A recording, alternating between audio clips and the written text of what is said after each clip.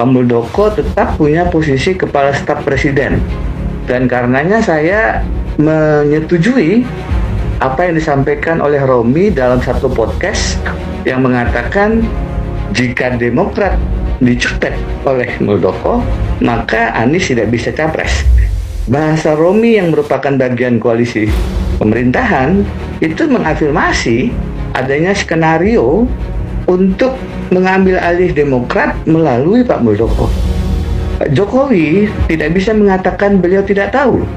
Ini Kepala Staf Presiden, salah satu orang terdekat di istana.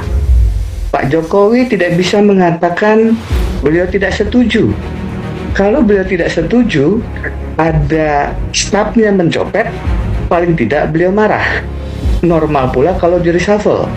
Bahwasanya Pak Jokowi diam, bahwasanya Pak Jokowi tidak melakukan langkah apa-apa, itu menunjukkan bahwa ada persetujuan diam-diam.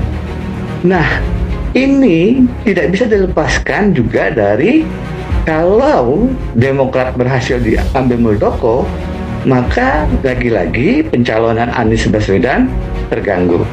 Itu yang saya lihat sebagai bentuk cawe-cawe. Pertemuan ketua umum partai di istana itu satu hal yang bisa diperdebatkan secara etika. Tapi ada langkah untuk mengganggu kedaulatan partai, mengambil alih Partai Demokrat, itu bukan hanya pelanggaran etika. Itu termasuk kejahatan yang dalam konteks hukum tata negara itu bisa menjadi pintu pemakzulan pemberhentian presiden karena sudah melanggar impeachment articles. Di Amerika Serikat, pada saat ada upaya menyadap kantor Partai Demokrat, dibobol kantor Partai Demokrat karena ingin dipasang alat sadap di masa kampanye, itu langsung memicu proses impeachment kepada Presiden Richard Nixon. Sebelum proses itu diselesaikan karena Richard Nixon tahu bahwa dia akan kalah, dia mengundurkan diri. Itu karena akan menyadap. Ini Presiden Jokowi melalui tangan Kepala Staf Presidennya mengambil alih Partai Demokrat demi untuk membatalkan pencalonan Anies Baswedan.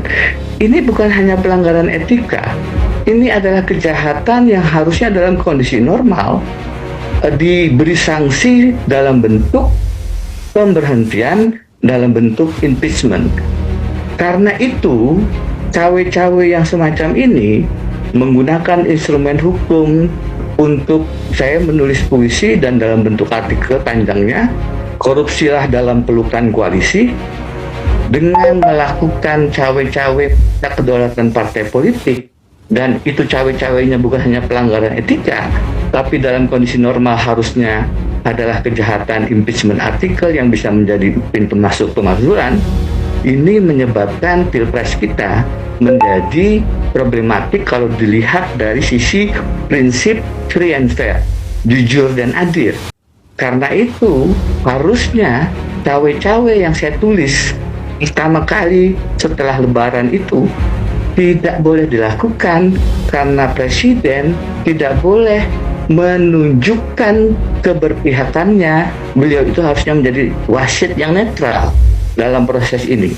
Sebagai pribadi, beliau bisa punya preferensi, tapi Presiden dengan instrumen dan dengan segala kekuasaannya itu tidak boleh disalahgunakan untuk memberi preferensi kepada Prabowo atau Pranowo sambil memberikan resistensi kepada Anies Baswedan. Baik. Kalau kita melihat apa yang terjadi sekarang, cawe-cawenya ini menyebabkan Presiden sudah mulai merusak prinsip bahwa Presiden itu harusnya dipilih secara langsung oleh rakyat, bukan ditentukan oleh kerja-kerja politik praktis yang imparsial, yang partisan dari Presiden Jokowi. Itulah cawe-cawe yang harus kita lawan.